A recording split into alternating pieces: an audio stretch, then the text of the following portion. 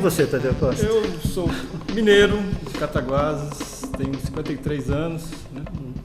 E sempre gostei de desenhar, sempre tive o desenho como uma forma de comunicar, se expressar com os amigos, com a sociedade, né? Você é ilustrador, é isso? Na realidade, a minha formação, meu início mesmo era copista, né? Copista, o que é copista? O copista é o especialista em copiar coisas, né? Copiar traços. Eu tenho um desenho pronto, eu preciso de finalizar esse desenho, né? Eu trabalhei muito tempo com engenharia desenho ferroviária, técnico. Desenho técnico, né? E a minha juventude foi um pouco em cima disso também. Copiava muito Tarzan, Homem-Aranha, Mandrake, né? Então quadrinhos. Então isso me ajudou muito nessa formação, mas pontualmente o desenhista copista ele consegue criar também, né? Mas a especialidade é copiar e copiar bem, né? Aí você fala que começou como copista, aí quer dizer que você não é mais copista. Não. Agora você é um criador. Agora eu sou um criador. Na realidade, a criação ela sempre sempre me acompanhou, né? Sempre, no caso de ser copista, não significa que você não tem em nenhum momento um start de criação para desenvolver um desenho próprio, né? Mas na juventude nós tivemos diversos jornalzinhos, fanzine de época. O pessoal te chamava, ou quando não era você que criava, o pessoal te chamava, vem desenhar aqui. Vem desenhar aqui, né? Vamos fazer a capa, né? Vamos fazer uma história em quadrinho, legal. Vamos fazer uma tirinha. Então, assim, tinha um personagem da época, que era o Fraulio, por exemplo, ele vivia diversas situações bizarras, e nesse período eu gostava e admirava muito os desenhos do Juarez Machado, né? E me inspirava naquele universo do Juarez Machado. Aquele que passava na TV? Passava na também, TV, né? No Fantástico, não sei, nos acho que era isso, né?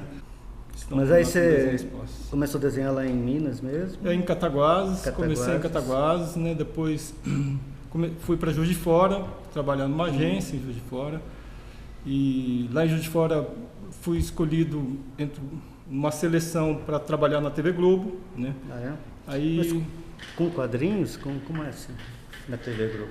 Na época com desenhos, ilustrações do jornal, né?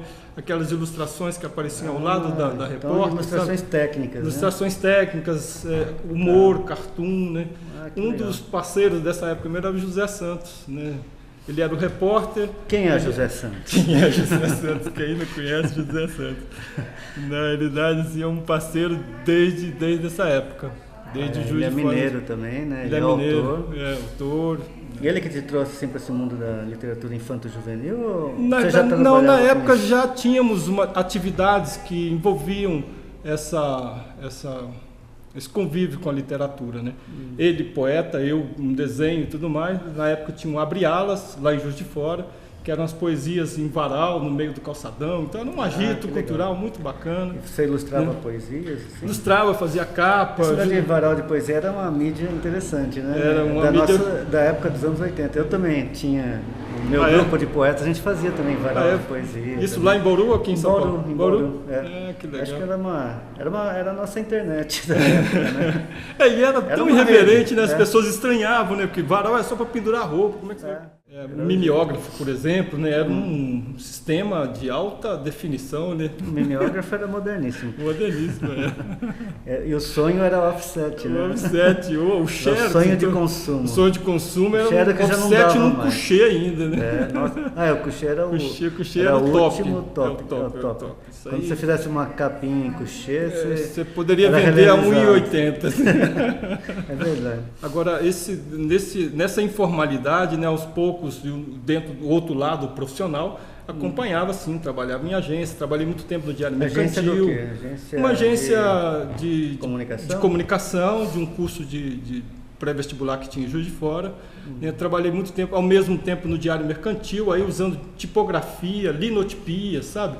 Peguei o finalzinho da linotipia ainda, que tinha corrigir o chumbo, o tipo móvel, desenhar no clichê, fazendo papel vegetal, enfim, é um barato. Isso tudo é grego para essa moçada nova que você está falando agora, ninguém vai entender. Eu lembro também, lá no interior, Quando tinha um jornal da época, eu fui na oficina de um jornal deles lá, parecia uma locomotiva a máquina de escrever. Aquele chumbo queimando. Sim, sim. Aquele vapor de chumbo lá e os caras escrevendo lá, os caras que ficam digitando lá. Eu acredito que a Linotipia foi o primeiro desktop verdadeiro, né, do século XIX. Só que era de chumbo, né? A gente respirava chumbo lá. O dia inteiro, né?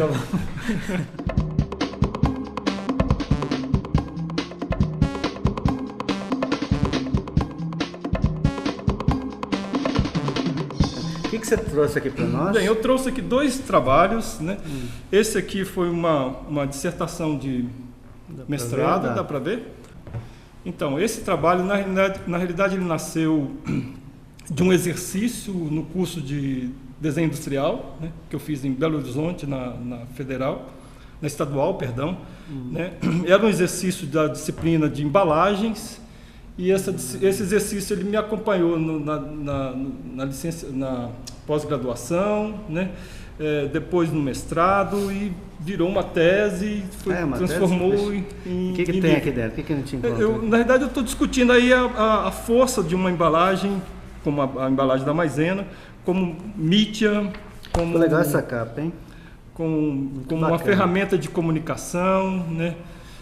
Um layout que não sofreu alterações assim dos 140 anos tão radical, né? Mantém aparentemente a mesma estrutura, mas ela tem sim da maisena, é isso? A marca, o desenho, a estrutura, né? Então, na realidade, essa tribo, por exemplo, ela teve fonte também. A fonte também, né? A tipografia aplicada aí no logotipo, né? Aí é uma embalagem bonita, né? Simples, né?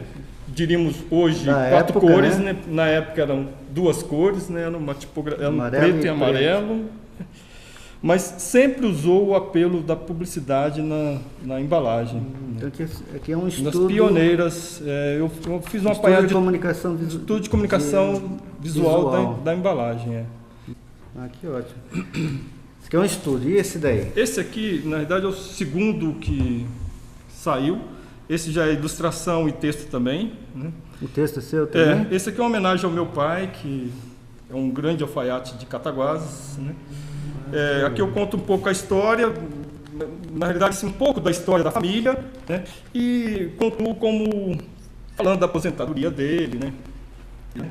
Então, tecnicamente, é essa liberdade que hoje eu percebo que tem uma força visual muito grande, sabe? Você está nesse estágio aqui que você está? Como é que... Eu estou nesse estágio. Eu estou nesse estágio de procurar de evolução, né? Então, diríamos que eu não tenho um traço próprio ainda, né?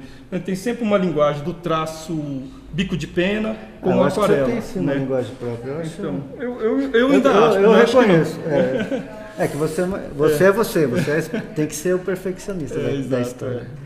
Mas eu reconheço o seu trabalho já. Olha, que bacana, obrigado. Eu elaboro a história, né, primeiro, escrevo a história, em seguida faço um storyboard de todas as ilustrações, e começo a produzir, a buscar referências, né? Mas o texto vem primeiro. O texto vem primeiro, a história vem primeiro. Primeiro eu crio um argumento. Qual vai ser o argumento? A partir desse argumento elaborado, começa a desenvolver a história. Mas esse livro, a origem dele foi um documentário que eu fiz para ele. Primeiro teve um documentário, estávamos comemorando os 80 anos do meu pai. E a partir desse documentário foi como assim, essa história. Você fez um filme? Fiz um filme. E como que você produziu isso? Então, eu usei na época o VHS, né? Filmamos em VHS. No momento ele estava com Alzheimer já um pouco avançado, né? Então todas as falas tinham que ser escritas, né? Para ler, para conseguir memorizar, né? Na época esse registro tinha que escrever, né? Que estava com Alzheimer já um pouco avançado, né? E aí produzimos, criamos um filme, eu contei um pouco a história, a formação dele de alfaiate, né, o período da infância, a família, o depoimento dos filhos. Que bacana. E fizemos uma van premiere, tapete, camiseta, lá em Cataguases. Foi uma festa, ele curtiu, se achou como artista, deixou a barba crescer. Mas desenho ele é uma ferramenta, assim, eu acho que é uma forma de, no meu caso, né, foi uma forma que eu percebi de acelerar um pouco mais a minha comunicação com a sociedade, com o mercado, com os amigos e me expressar. Eu fui descobrir mesmo a força do desenho um pouco mais tarde, né?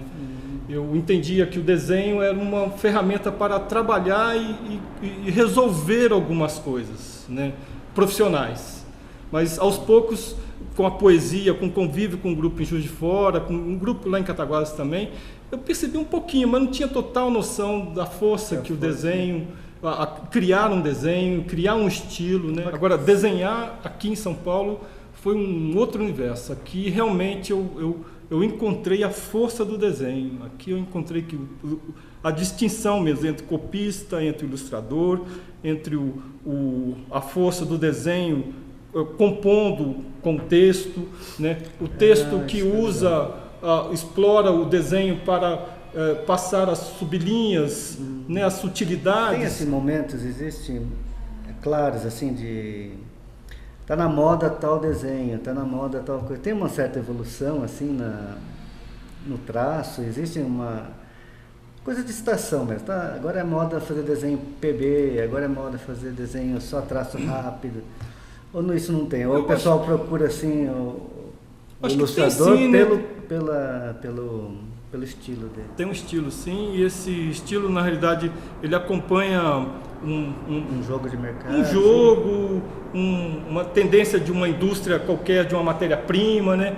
Na realidade, eu percebi, assim, não sei a sua visão sobre isso, mas eu acho que essas tendências, elas estão sempre presas a um mote industrial, né? A um sistema industrial, ou da comunicação, ou da matéria-prima, ou de um investimento pesado em um produto, né? Ou um tipo de serviço, ou uma grande banda, ou uma empresa musical, sempre tem uma força muito grande por trás e ela induz.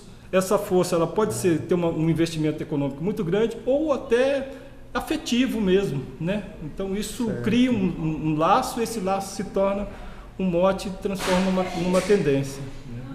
E como é que o pessoal te acha? Você tem um site? Tem um site, então, tem as ilustrações publicadas aí no Cronopes, tem as minhas Cronopinhos, né?